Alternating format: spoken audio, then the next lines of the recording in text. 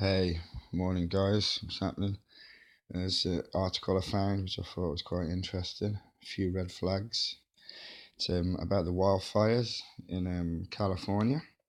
It's pretty overwhelming evidence against PG&E in deadly Paradise fire, says attorney suing the Californian utility. PG&E is Pacific Gas and Electric. It says an attorney for a group of victims of the so-called campfire in Northern California. Let me just repeat that. An attorney for a group of victims of the so-called campfire in Northern California on Wednesday alleged that there's plenty of overwhelming evidence that PG&E was at fault for the deadliest wildfire in the state's history.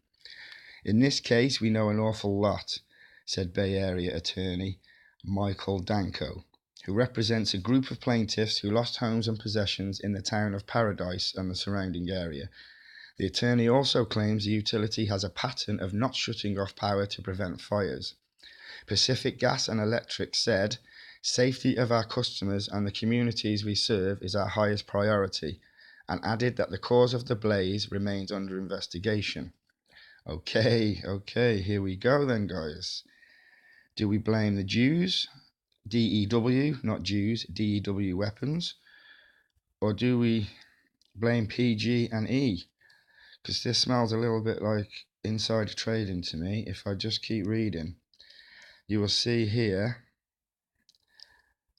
an attorney for a group of victims of the so-called campfire in Northern California on Wednesday alleged that there's pretty overwhelming evidence against PG&E was at fault for the deadliest wildfire in the state's history. The blaze, which has burned an estimated 135,000 acres, has been blamed for at least 48 fatalities and the loss of nearly 9,000 structures. Cal Fire has stated that the cause of the fire remains under investigation. Of course, that's what they're going to say. If we go down further, you'll see about lawsuits.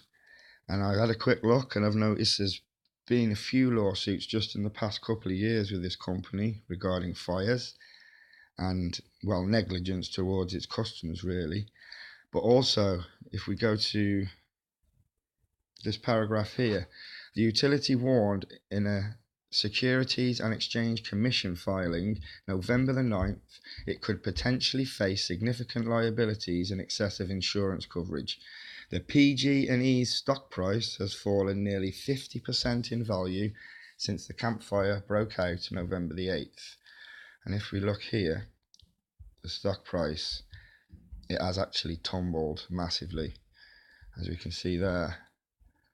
That is huge. That is a huge drop. And rightly so, if they are to blame for the fires. But one of the main red flags, to be honest, guys, I found was down the bottom of the article, which usually is, where it says here from Mr. Danko, his quote, "If they file bankruptcy, so be it," said Danko. "That means that ultimately their equipment is essentially auctioned off. Perhaps someone more responsible will end up operating the electric and gas facilities." 50% of me says, yes, that's a fair comment. And 50% of me says they maybe knew this was going to happen. Insider trading, red flag. That's all I've got at the minute, guys. I'll come back with more. Peace out and take it easy.